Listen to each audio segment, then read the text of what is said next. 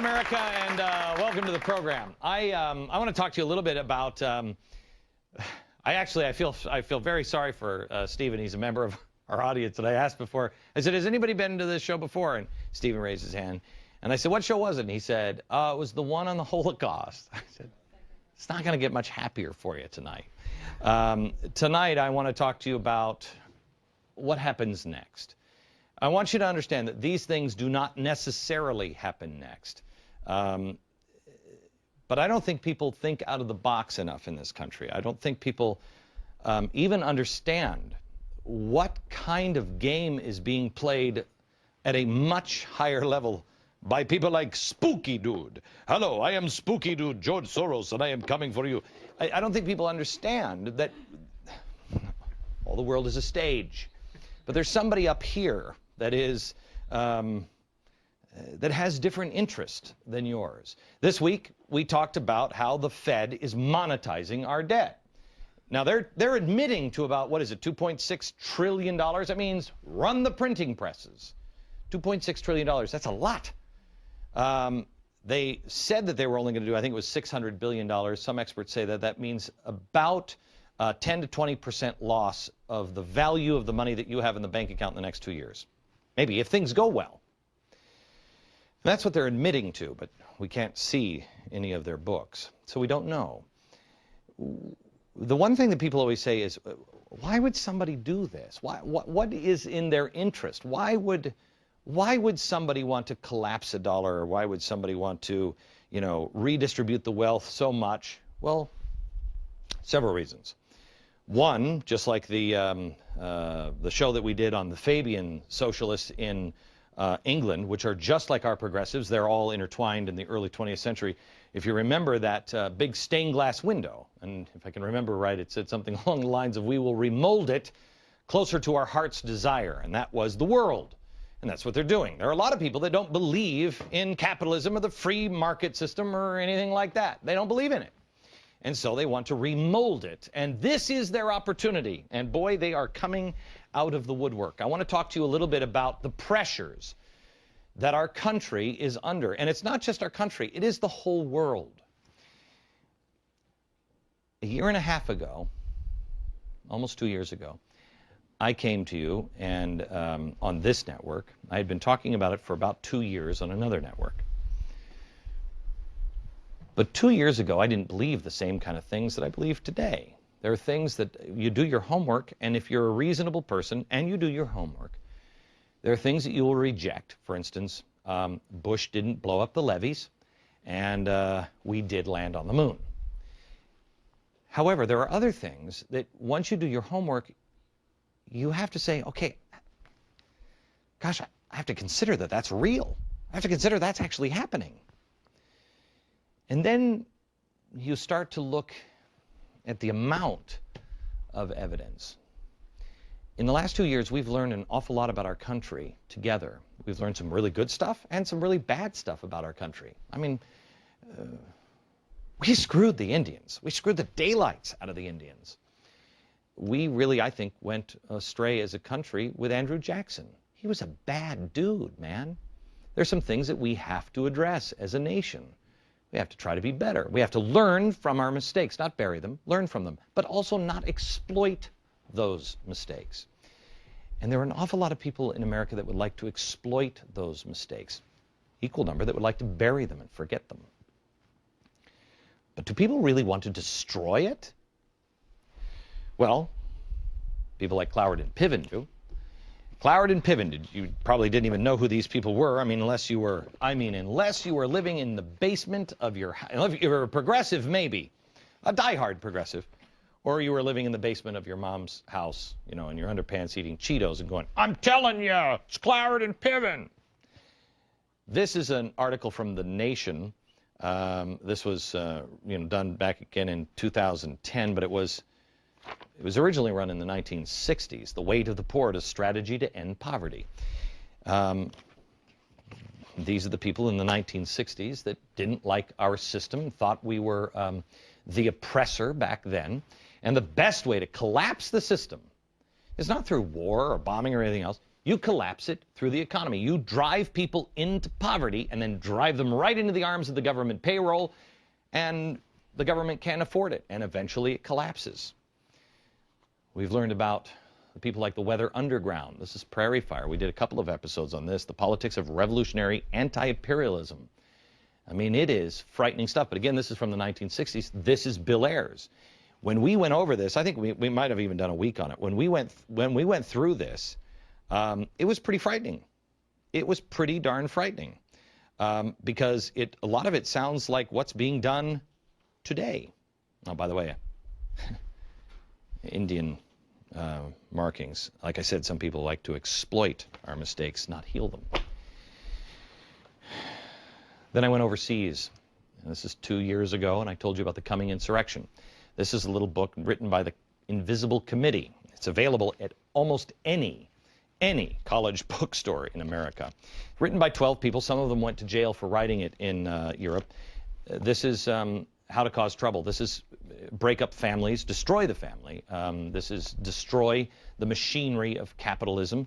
Destroy everything you can. Get out on the streets because they want their promised communism. Because they, over in France and Europe, have been promised communism by these progressive, if you will, Democrat socialists over in Europe. And they say, you're not ever going to give us communism. We'll take it. Now is the chance.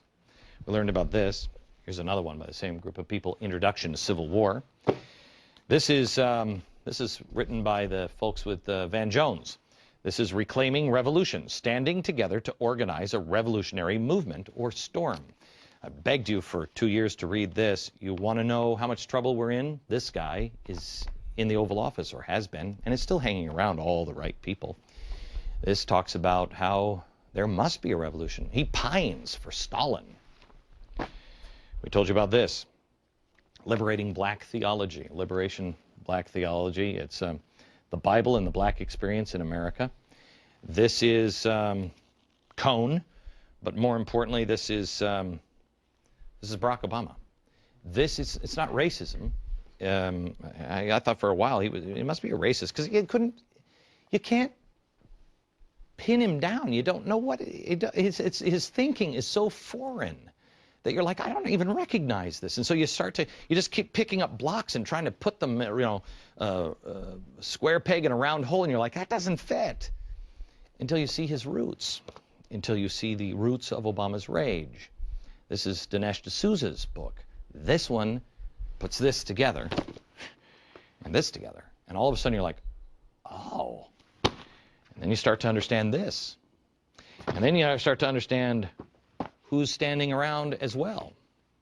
And now you're starting to have some spooky stuff.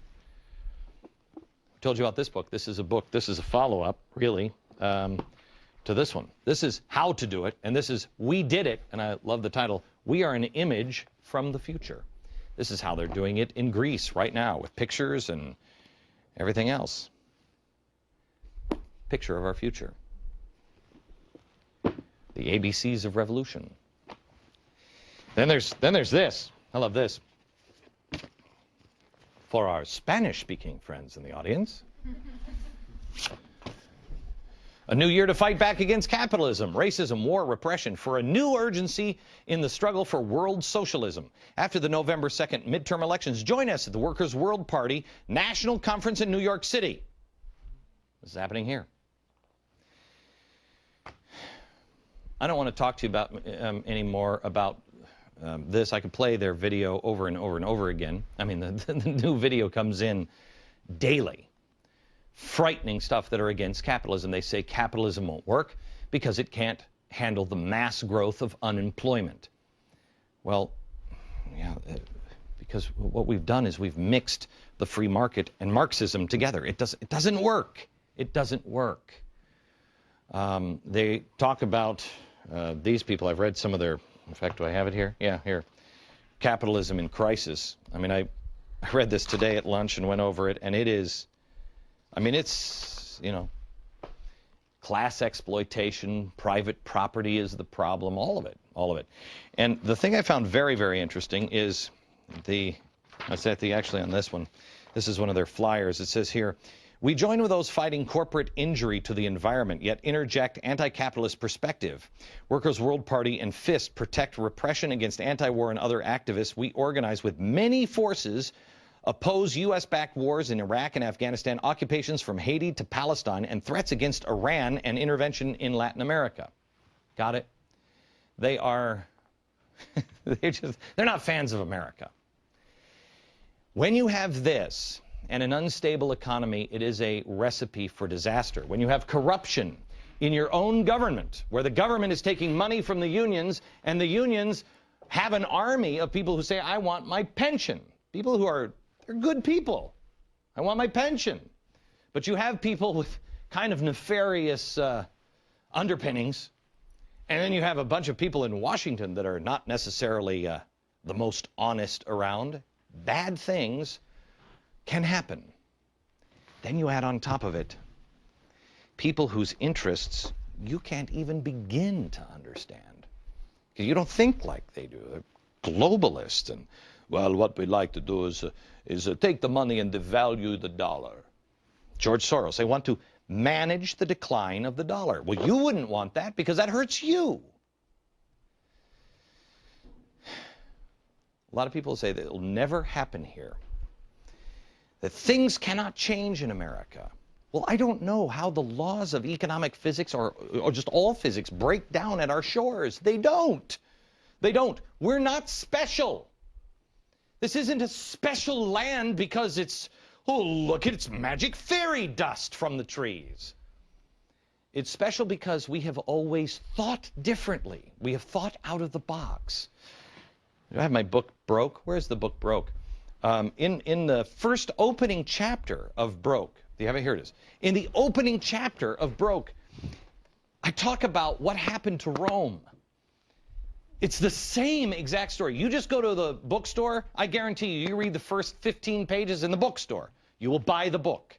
Because what happened in Rome is happening now. They devalued education. They devalued work. And the government was playing all kinds of games with money. And eventually, you couldn't leave the Empire of Rome without being killed. People trying to escape, they'd kill you if you did that. Then there's one other thing. There's the pressure, as where we started, the pressure on the dollar. Our debt is too big.